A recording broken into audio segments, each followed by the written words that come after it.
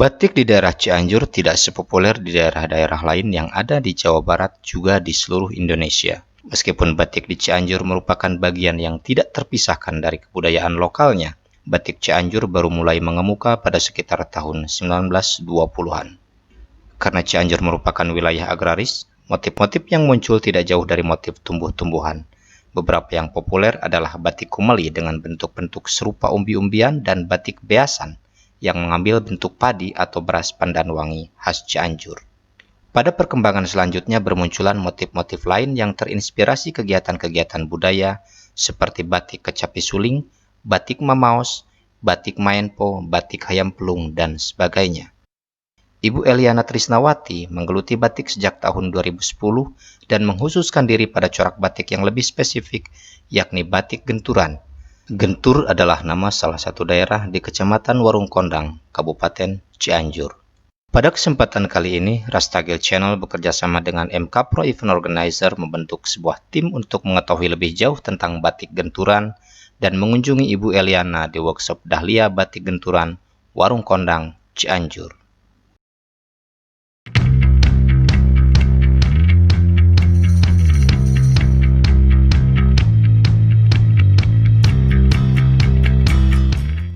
Oke, selamat malam. Ketemu lagi dengan Rastagil Channel. Kali ini saya datang ke sebuah tempat. Kita mang beres, Bang.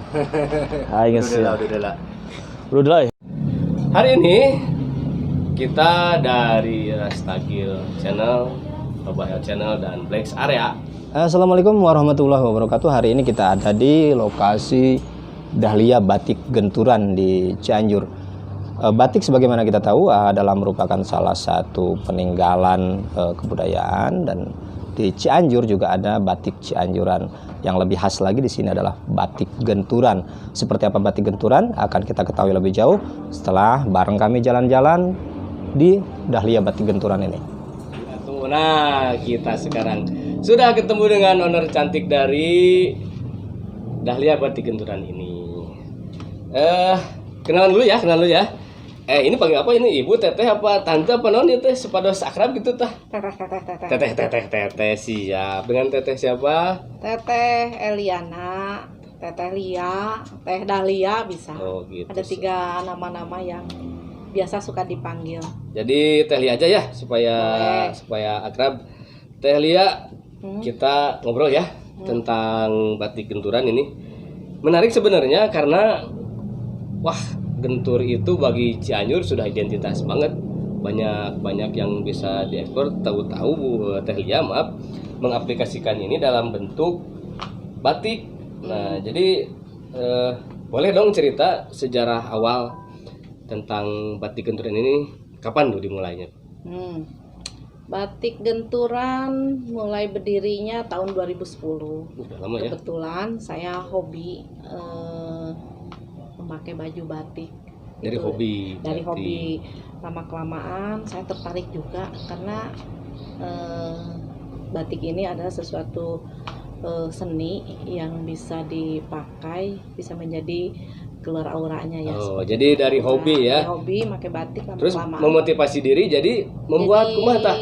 Enggak, lama-kelamaan kan batik karena sering pakai batik akhirnya kan banyak bermacam corak, ragam, dan harga. Ya. Kok bisa jadi lebih mahal, lebih mahal lagi lah dari benda-benda yang memang menurut saya bisa dijadikan satu andalan ya. Akhirnya saya tertarik, saya mempelajari batik itu seperti apa. Kebetulan ada teman saya bersama teman saya mempelajari batik seperti apa. Kemudian saya memberanikan diri untuk belajar membatik dan belajar juga di dinas waktu itu. Ada pelatihannya ya? Pelatihan. Berarti ini Teh Lia juga bisa membatik dong, tidak hanya pemilik ya? Iya. Oh, awalnya dari itu bisa membatik. Nah, akhirnya teman-teman yang lain yang sudah lebih dahulu saya ajak juga untuk bergabung di Batik Dahlia ini. Bu, maaf Bu Deui, tertarik nih, saya tadi berkeliling di workshop batik ini. Ternyata mohon maaf dengan segala hormat, ternyata yang berkaryanya teman-teman kita yang Allah beri kelebihan luar biasa. Difabel bahasa. Difabelnya iya.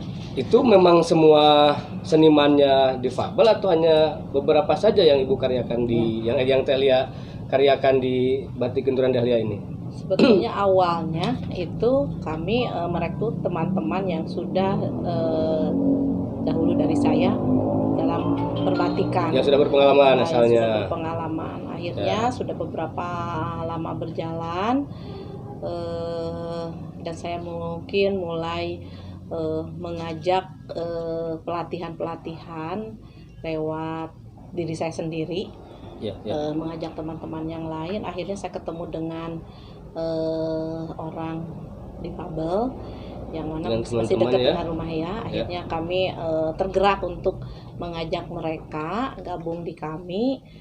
Sebelumnya kami pun tidak memberikan pelatihan juga, mencoba untuk memilah dan memilih mana yang memang sudah pantas untuk berproduksi, mana yang memang mereka masih dalam pembinaan. Akhirnya sekian banyak saya silaturahmi dengan teman-teman difabel, akhirnya ketemulah dengan 10 orang yang akan kami bina untuk jadi memang sengaja dibina ya. Akhirnya sengaja dibina. Ini batiknya tulis cap atau semuanya? Kebetulan batik di sini batik cap dan tulis batik saja, cap dan tulis khas Cianjur. Ya. Nah ini batik Dahlia sendiri karena lokasinya ada di Warung Kondang yang mana Warung Kondang menjadi satu ikon yang di Cianjur ini, menjadikan satu ikon yang memang betul-betul bisa punya nilai sejarah dan nilai jual dan budaya juga Bu ya, juga muatan budaya lokal banyak sekali di Warung Kondang di Pandanwangi, bias Pandanwangi, ayam pelung dari Buni Kasih itu ya, lampu genturan. Akhirnya saya aplikasikan semua lewat batik.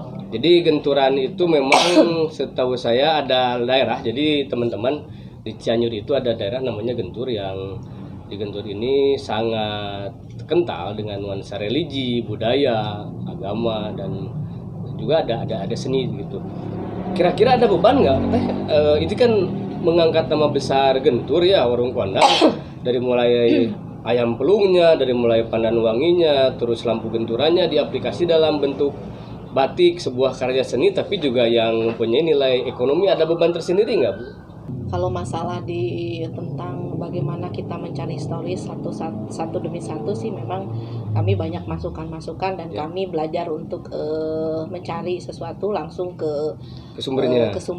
Berarti Ibu silaturahmi ya, datang ke tempat lampu genturan, sowan ke sesepuh gentur seperti itu berarti ya. Ketua ada himpunan-himpunannya lah, seperti himpunan ayam pelungnya seperti apa. Saya langsung meminta untuk bisa menceritakan yang langsung, ataupun juga memang kami mendengar dari cerita dari rakyat, kan itu kan cerita dari zaman ke zaman kan ya. Betul, dari mulut ke mulut ya. Nah akhirnya kita terakhir generasinya dengan siapa, saya mengklarifikasi berita-berita atau sejarah-sejarah yang di masyarakat sudah biasa didengar seperti itu. Betul. Akhirnya kami bisa mempunyai satu ide. Ternyata Warung Kondang ini adalah daerah yang sangat cantik, yang mungkin nama Warung Kondangnya itu Kondang ya, berarti terkenal, tersohor. Jadi pasti ada sesuatu nih di Warung Kondang ini yang bisa dijadikan satu nilai. Kalau dihubungkan dengan nilai seni itu ada budaya lokal-lokal yang tersendiri. Kedepannya ingin ada khusus saya membranding Warung Kondang itu karena saya juga mungkin tempat tinggal di situ. Aslinya seperti itu. Jadi mulai dari desa-desa ini terbagi di Warung Kondang. Satu kecamatan itu ada 12 desa, yang mana desa-desa itu sendiri mempunyai nilai sejarahnya dan punya nilai keunikannya. Nanti saya akan aplikasikan. Untuk sementara saya mempunyai 4 ikon, yaitu Gunung Padang, Lampu Gentur, Ayam Pelung, dan Beas Pandanwanginya. Respon pasarnya gimana tuh?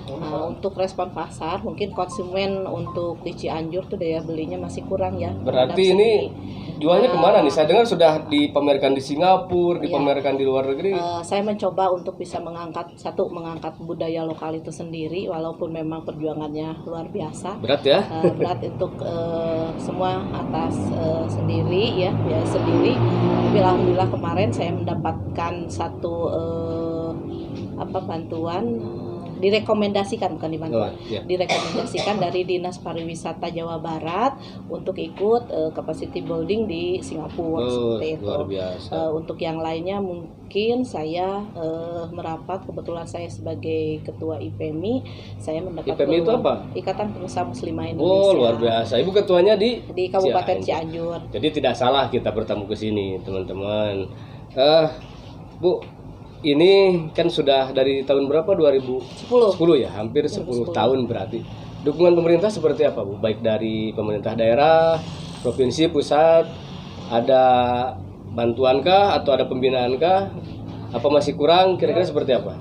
Untuk kita ada pembiayaan ataupun bantuan itu kebetulan saya juga punya koperasi wanita itu sendiri yang mempunyai unit bagian dari ini juga unit dari koperasi itu sendiri saya kembangkan karena begitu sulit ya untuk mengembangkan koperasi yang istilahnya waktu itu saya berbadan usaha simpan pinjam yang tadinya saya ingin mengangkat mendorong memotivasi ibu-ibu yang kekurangan dana lewat simpan pinjam itu saya bisa gerakan ternyata susah sekali dengan melalui koperasi ini. Jadi saya lebih mengembangkan di unit usahanya yang mana ilmunya yang kita bisa berikan.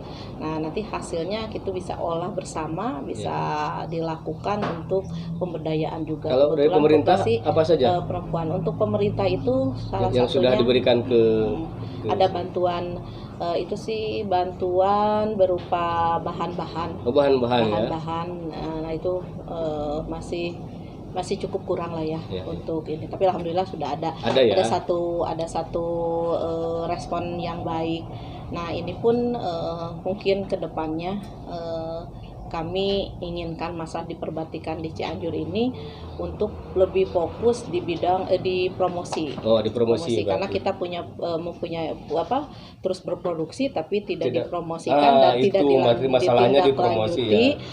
Setidaknya banggalah kita tuh mempunyai produk lokal batik Cianjuran gitu kan. Orang kan masih awam yang tahu batik Cianjur tuh masih awam sekali. Mereka hanya tahu batik itu adanya di Jogja, Solo seperti itu. Kalau Jawa Barat yang baru-baru muncul Garut, Tasik gitu. Nah, Cianjur ternyata juga ada batiknya, teman-teman. Cianjur ada. Dan batik genturan lagi. Harapannya apa nih buat para pelaku UMKM, karena kan ini juga bagian dari aktivitas UMKM dan budaya tentunya. Harapan buat pelaku UMKM dan ini generasi muda kita nih, apa harapannya supaya jangan asing dengan budaya sendiri? Harapan kami ke depannya setidaknya untuk generasi penerus itu minimal ada kecintaan dan cinta. kedepannya bisa melestarikannya seperti itu. Jadi kami di sini di Batik Dahlia Genturan ini ingin sekali memberikan satu inovasi baru bahwa motif batik ini tidak harus dipakai acara-acara resmi aja, tapi bagian dari remaja kaum muda milenial ini bisa menggunakannya lewat acara-acara santai, acara dipakai sehari-hari. Menarik Bu, itu. Batik itu biasa kita pakai ini ada bantal, ditiduri asal lebar Bu. Ada apa nih? Ini aksesoris ya. Jadi saya lihat bukan hanya di pakaian, memang betul ini. Telia hatur nuhun sementawis ya. Nanti insya Allah menarik sebetulnya karena waktu juga. Insya Allah kita banyak ngobrol lagi di lain kesempatan. Hatur nuhun, terima kasih waktu dan kesempatannya. Sukses selalu Bu UMKM-nya dan IPMI juga untuk semuanya. Nah, sementara itu yang bisa kita kupas. Kenapa saya bilang sementara? Karena di lain kesempatan kita akan terus eksplorasi. Terima kasih. Wassalamualaikum warahmatullahi wabarakatuh. Kawan-kawan jangan lupa like, comment, and subscribe di Rastagil Channel.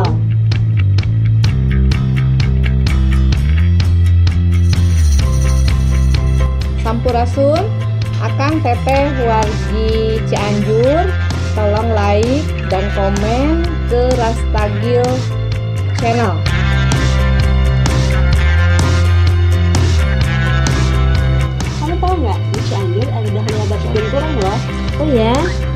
satu motifnya itu motif emplung. Keren ya. Kan loh.